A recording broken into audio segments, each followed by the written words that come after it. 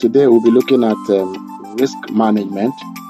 Risk management, this area of syllabus for those preparing for the ICANN exam, that's in SFM, Strategic Financial Management,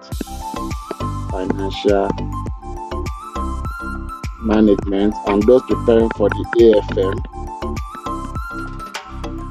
Advanced Financial Management. This area of syllabus is very, very important, and most people have actually had issues with how to go about it. They see it like a very difficult area, but in my own opinion, I feel this area of syllabus is where you can save, the most time in your exams. It's an area you can solve within 15 to 20 minutes if you know what you are doing. And basically, the concept is not as difficult as people think.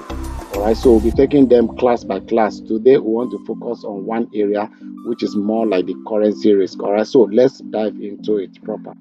Alright, so the first thing here, if you talk about this risk management, here is basically or broadly divided into two aspects. The first one is currency risk. Currency risk management, and then you now have the interest rates. Interest rate risk management. Alright, as the name implies, if you hear currency risk, what we're simply saying is that the currency risk is simply the risk that exchange rate would move adversely to affect my cash flow, or if you like, call it business. Basically, that's currency risk. We're simply saying the risk that exchange rate is going to be moving. And now, the reason why this risk is even coming in the first place is because my invoices or my transactions are not settled at the spot. If, for instance, I'm expected to make a foreign payment and I'm paying now, I shouldn't be scared of currency risk. Why? Because I'm making the payment now. I know the current spot rate, and so I can settle all transactions at a current rate.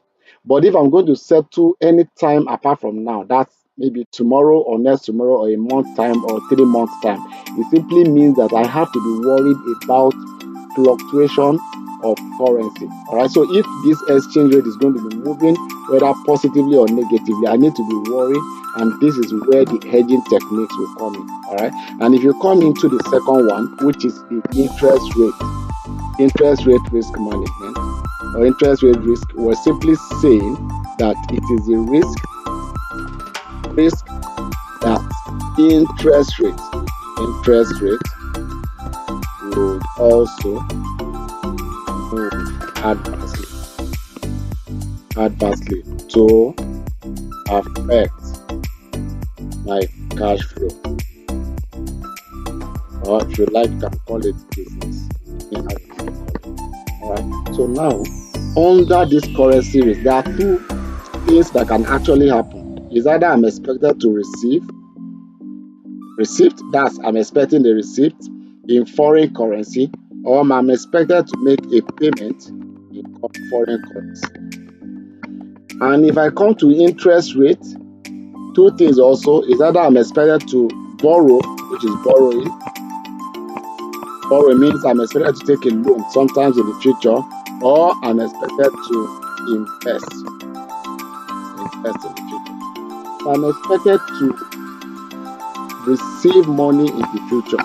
My worry should be that the exchange rate should not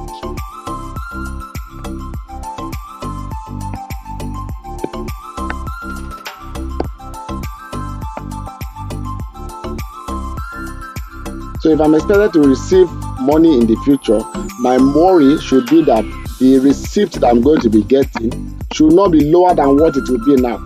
If I'm expected to make a payment in the future, my worry is that after conversion, my payment should not be more than what I should have paid now. The same thing is borrowing. If I want to borrow in the future, I don't want the exchange rate to go up.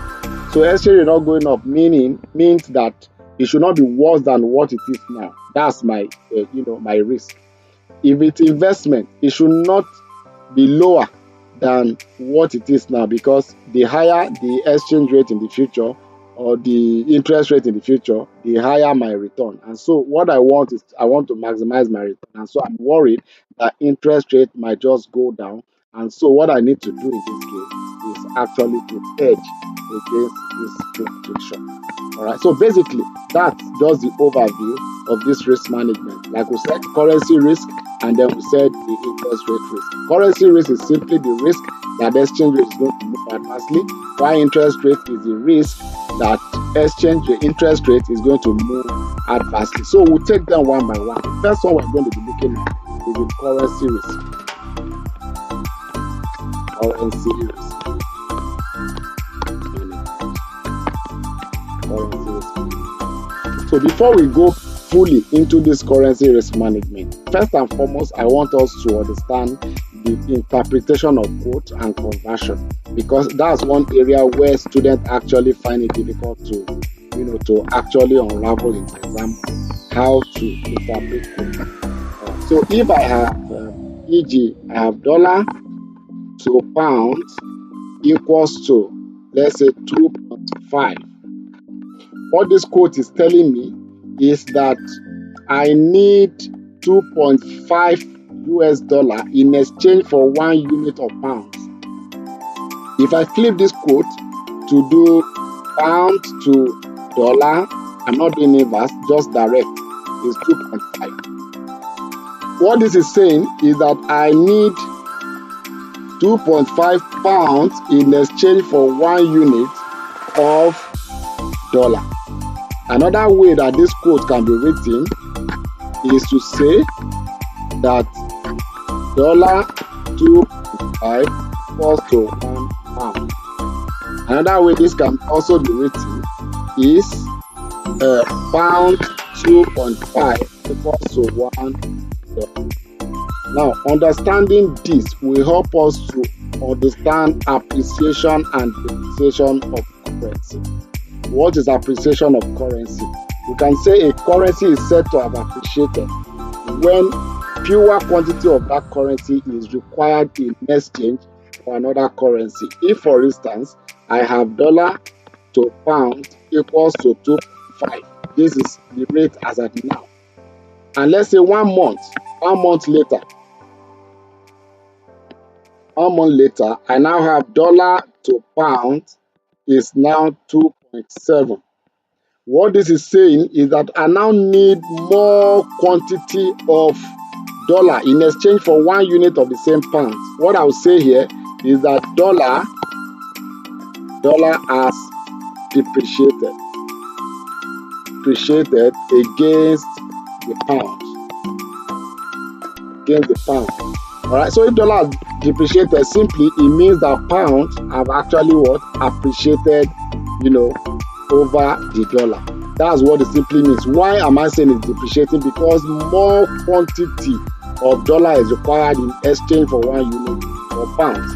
Or if I say that this rate after 3 months is now dollar to pound is say 1.8. What it's saying is that I now need fewer quantity of dollar in exchange for 1 pound. Here, I will say that dollar has appreciated. Why? Because I need fewer quantity of dollar in exchange for 1 unit of pounds. If dollar is appreciating, simply means that pound is depreciating against the dollar. All right. So if in this